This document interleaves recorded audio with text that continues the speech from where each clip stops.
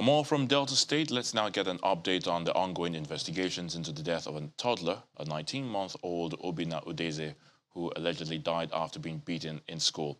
Joining us from Asaba, the Delta State capital, is the Commissioner for Information at Delta State, Mr. Charles Anyagu. Thank you for coming on the program, Mr. Charles Anyagu.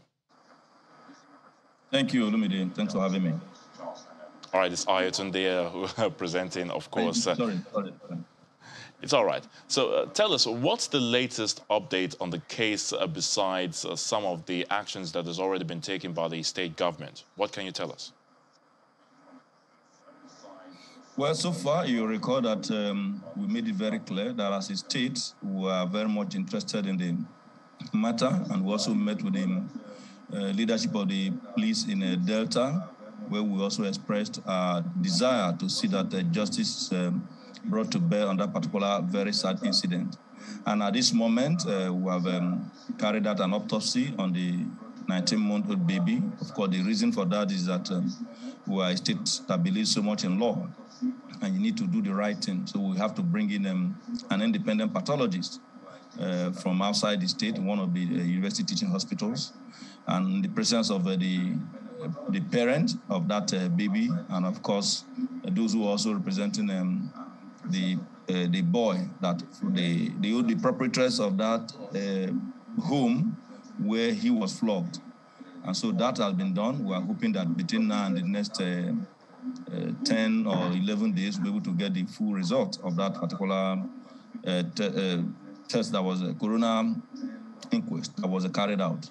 But beyond that, we have also taken the custody of the remains of the child.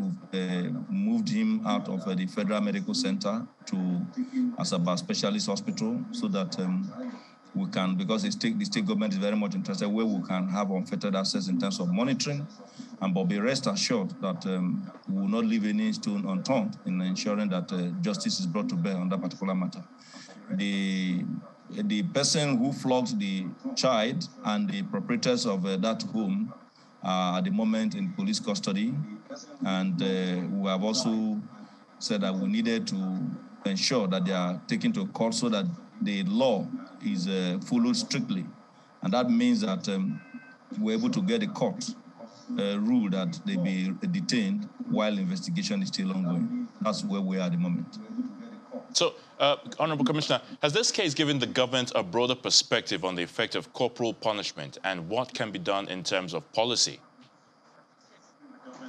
This particular issue, you can't even call it corporal punishment. Corporal punishment for who? 19-month-old baby? When a baby at the age of 19 is pained or is hungry or is calling for attention, the only way he can express it at that month, at that age, 19 months, is to cry.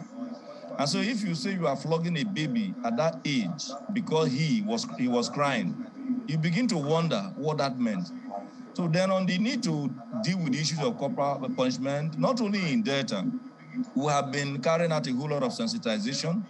The reason why some of these things happen is that you do know that in those days we have a teacher training colleges where teachers are properly trained not only to impart knowledge, but also how to manage the emotional state of those that they are dealing with, particularly at the primary school level and a basic education level, as primary and secondary, and even at the university level.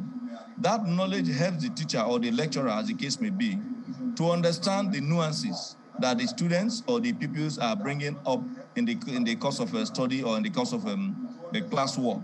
And so all those will require some form of sensitization. But at the moment, there are a whole lot of things that we are looking at.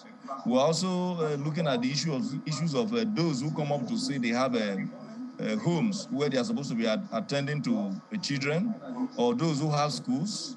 In this case, this particular home, because we don't even call it a school, it's not registered.